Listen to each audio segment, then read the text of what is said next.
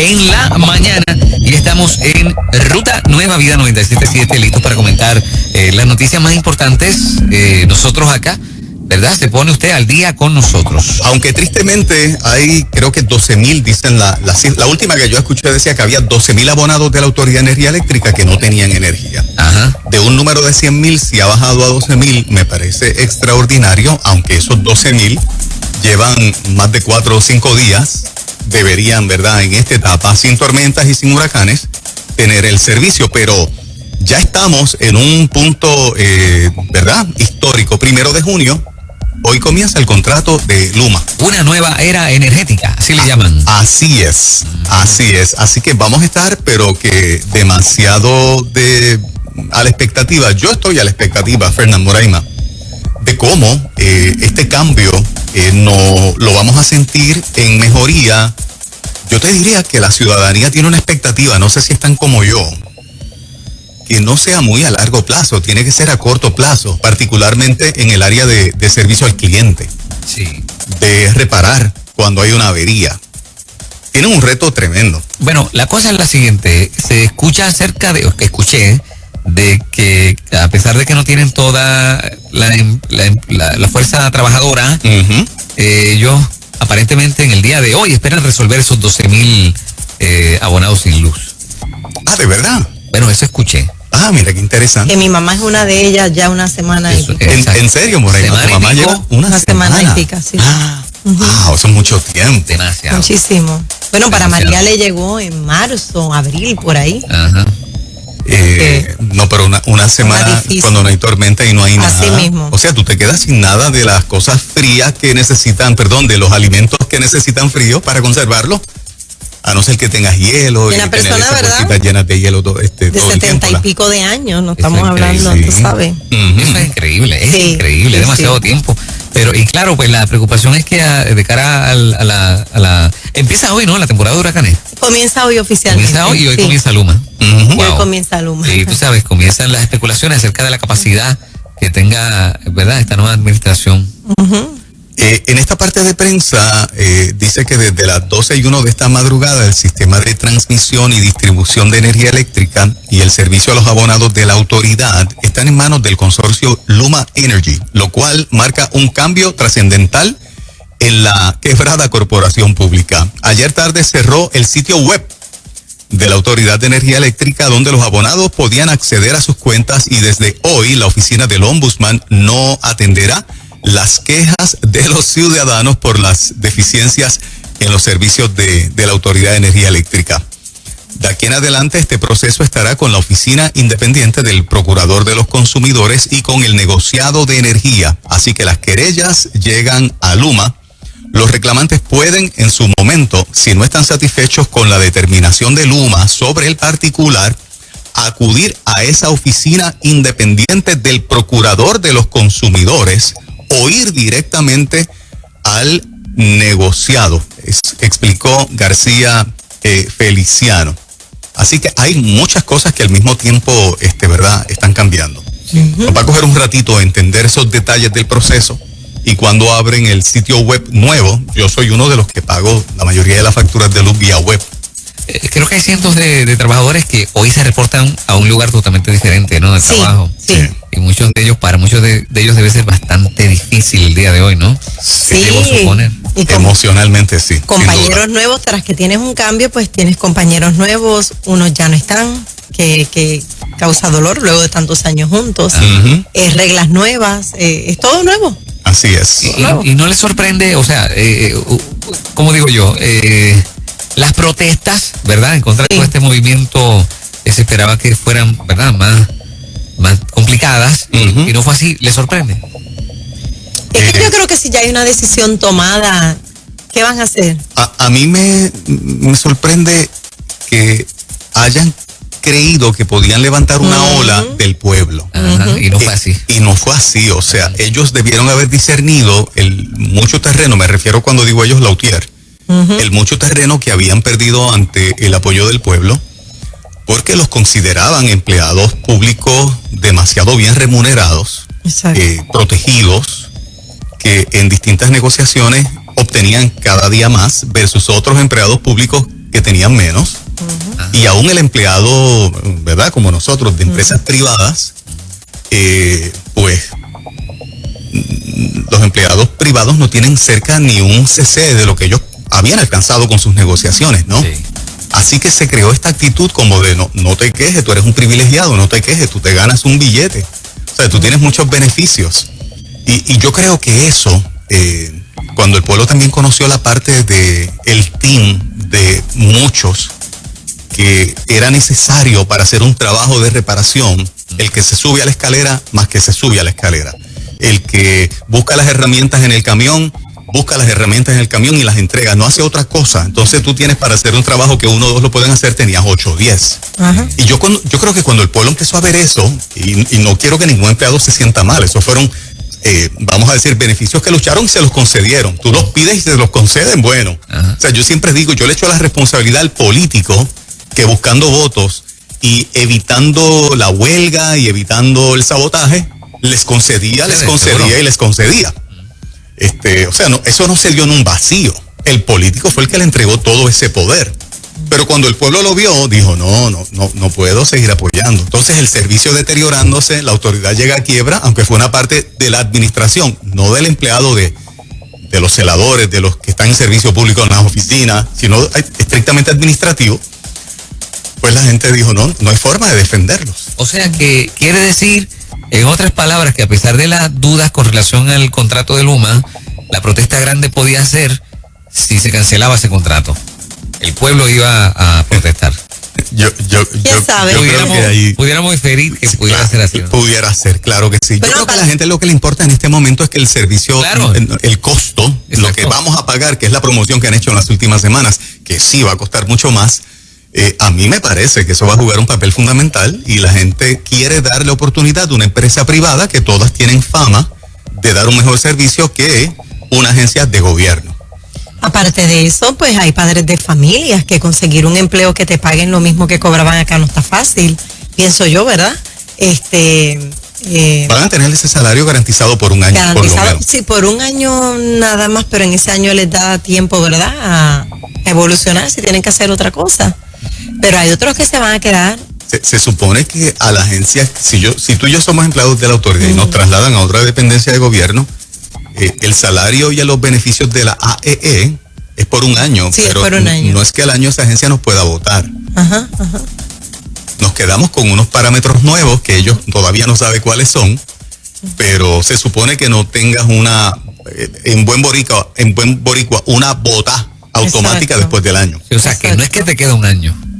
No es que te queda un año de trabajo, no, te trasladaron a X agencia con estos beneficios de la autoridad, pero se supone que tú completes tu proceso hacia el retiro en esa nueva dependencia.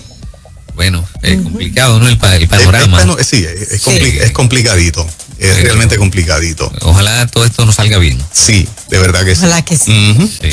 Muchachos, estuve leyendo, no sé si están enterados de la modalidad de TikTok en los jóvenes que está causando hasta muertes.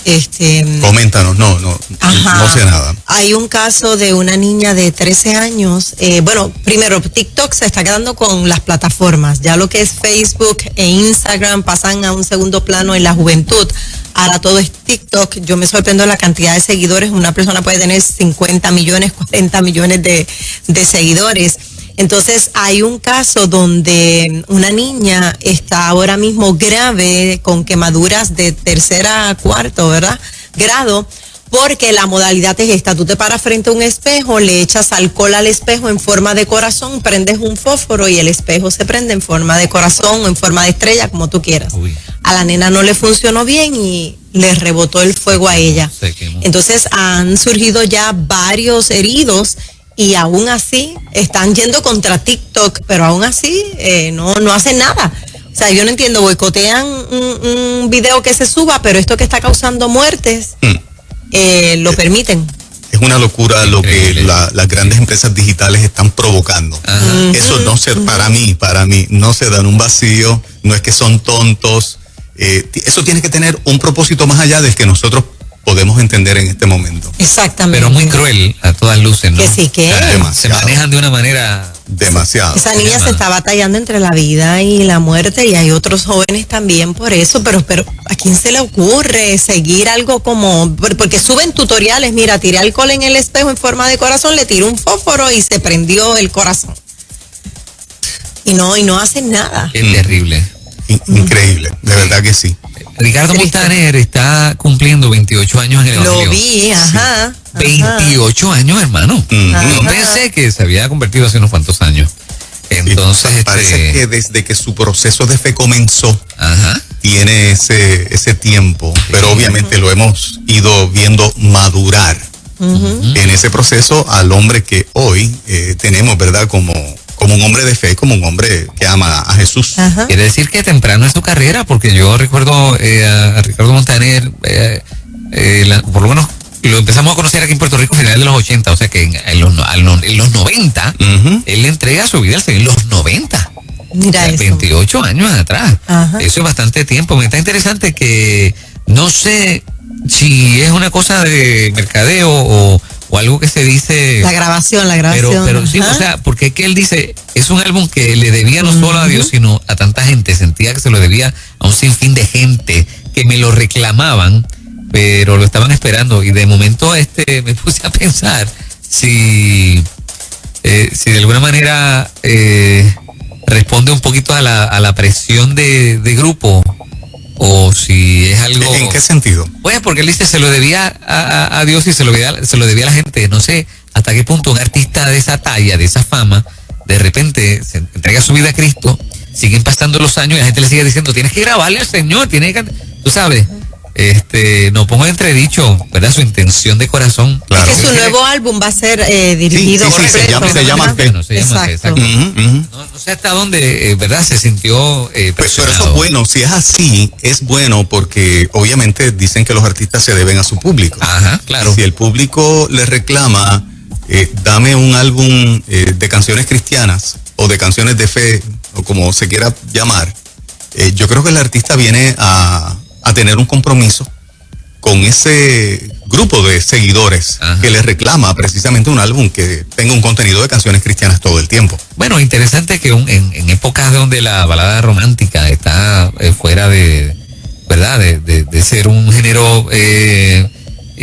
¿cómo se llama? Importante, con la salida que tenía 20 años atrás, pues Ricardo Montaner, que es un baladista de los 80, desde los 80, sigue al día, y en este caso con música cristiana. Interesante porque Juan Luis Guerra hizo un álbum, no conozco el título, pero de ahí es que conocemos un montón de canciones cristianas de él. Viene bajando, Las avispas, un montón de canciones que y le fue extraordinario. O sea, el que consume balada de estos artistas consume su música cristiana también. Correcto. Le es indiferente. Inclusive la radio secular le suenan las canciones. Qué poderoso, ¿verdad? O sea, se convierte en ministros con un alcance extraordinario, ¿verdad? Definitivo. Y yo creo que ese detalle y que ellos se atrevan a hacerlo, ¿verdad? Que no se intimiden, es una parte de un testimonio lindo para inclusive aquellos que tienen una plataforma más pequeña, que si trabajan bien, ¿verdad? Su servicio a Cristo, y si trabajan bien las producciones, van a despuntar y de repente se van a convertir en portadores de un mensaje que en ningún momento anterior a ese encuentro jamás hubiesen pensado. Que de la música y el mensaje original que llevaban, estarían llevando un mensaje de fe. Y otra cosa importante es que en el caso, por ejemplo, de Juan Luis Guerra, no dudo que en el caso de Ricardo Montaner también, pero sé que en el caso de Juan Luis Guerra, desde final de los 70, anda con su banda dando bandazos. O sea, estamos hablando de un éxito tremendo a nivel internacional, pero que ha costado 40 años. Y no... El trabajo, la consistencia en el trabajo, quiero decir. Y no le han dejado de dar premios por eso, o sea, arrasa siempre con los premios, en los premios canta canciones con mensajes cristianos, sigue llevando el mensaje, ¿no? Que también en ese sentido las puertas no se le cerraron porque él dijo, voy para adelante por encima de... Luce como si se le hubieran abierto más puertas. Sí, porque ahora tiene lo mejor de los dos lados. Interesante. Interesantísimo. Cuando haya ya libertad para hacer conciertos. En Francia hubo un concierto, no sé si vieron el detalle. No lo vi. Donde están haciendo un experimento de un concierto multitudinario, hombro con hombro. Lo único que los jóvenes tenían mascarilla. Pero hombro con hombro, empaquetado. Y de ahí, inmediatamente todos esos jóvenes salen a hacerse una prueba de COVID-19. Si la enorme mayoría, o casi punto bicicleta, da negativo, son los parámetros que el gobierno de Francia va a comenzar a utilizar para seguir relajando, ¿no?, las restricciones acerca del COVID. Interesante, muy interesante por demás. Sí. ¿Okay? Y muchachos, no sé si leyeron en Illinois que ahora hay ciertos restaurantes que tienen una parte para los vacunados y otras para los no vacunados. No. Sí, tienes que ir con tu tarjeta en Illinois. Tienes que ir con tu tarjeta de vacunado. Eso va a pasar aquí mañana, si tú quieres, claro. No. Seguro tú que tienes sí, que claro ir que para con tu tarjeta vacunado. Ajá. Y tienes tu área, vas a estar separado de todo el mundo, claro. Y los que no son vacunados van a estar en otra área. Los pandémicos, se le llaman los pandémicos. Fíjate, yo sé que eso es lo que viene, pero algo me hace pensar, no, pero aquí en Puerto Rico eso no va a pasar. Muchacho, mañana, no dudes que seamos de las primeras jurisdicciones donde se copia el concepto. Mira, uno de los propietarios de un restaurante, Sam's, dijo, hemos decidido dividir y eres libre de venir por este lado, pero tienes que presentar tu evidencia de vacuna. Puedes entrar. Sin embargo, los clientes que no han sido vacunados contra el virus seguirán teniendo mesas distantes y separadas por acrílicos, pero volvemos a la normalidad. O sea, ellos van a estar llenos. Sí. Llenos, pero... Aquí la cantidad de gente que se comunica con nosotros a través del Messenger, a través del inbox, que las empresas los están amenazando a que si no tienen vacuna los despiden. Es bien alto. Cada vez más. Sí, es bien alto. Y preguntándonos qué disposiciones conocemos nosotros que los puedan, ¿verdad? Disposiciones legales que los puedan proteger. Es impresionante. O sea, ese espíritu está aquí hace rato. Y si muchas empresas privadas lo tienen, imagínate a nivel de gobierno. Para mí, el haber relajado precisamente al que esté vacunado, quítate la mascarilla, y el que no la tiene que seguir utilizando, es para exponer al ojo quiénes están y quiénes no están. Por eso el tiempito, ahora mismo nosotros salimos y no la tenemos, y nadie nos va a pedir una identificación si lo hiciéramos, pero prontito va a ser un requisito. Yo creo que va a ser antes de que finalice el año. De veras que un requisito. Yo estoy convencido de que antes de que finalice el año, el requisito de tener una tarjeta que certifique que eres vacunado va a estar implementado aquí. Yo no tengo la mínima duda de que va a ser así. Esa segregación marcaría el comienzo de una era terriblemente, o sea, estamos nos vamos a las profundidades de las profundidades. Correcto. O sea que esto va a causar un caos porque el que esté vacunado va a mirar, ¿verdad? Algunos, no todos, van a mirar extraño y te van a cuestionar, y entonces va a estar marcado como que aquí estoy, no estoy vacunado. Aquí los vacunados no llega todavía al 50%. No llega al 50% todavía. O sea, tenemos más de la mitad de la población que no lo está. Y es una gran razón para el Estado, es decir, claro, o sea, tenemos que segregarlo. Porque y la otra sutileza es que entonces si no estás segregado, no solamente te estoy marcando, no vas a tener acceso a entrar aquí, allá. O sea, comienzas a perder privilegios de libertad por no tenerlo. Eso es un hecho cierto, eso va a pasar. Ayer yo compartíamos con un matrimonio, ella se vacunó y él no quiere vacunarse, y hay un conflicto. Wow. O sea, como digo, comienza a verse una segregación entre la misma familia. Correcto. Y eso es bien fuerte. Bien fuerte. Sí, eso es así. Eso es así. Que, bueno, eso es lo que estamos viviendo. Y vamos a estar bien pendientes a todo lo que siga sucediendo, de hecho. Yes. Bueno, venimos en breve con un gran tema. A ver. Aquí en Ruta vamos a estar hablando acerca de la culpa. Que a veces los padres que se sienten culpables, sí. Sentimiento de culpa en los padres. Eso es lo próximo. Usted no se vaya. Son las 6:27 de la mañana de este martes.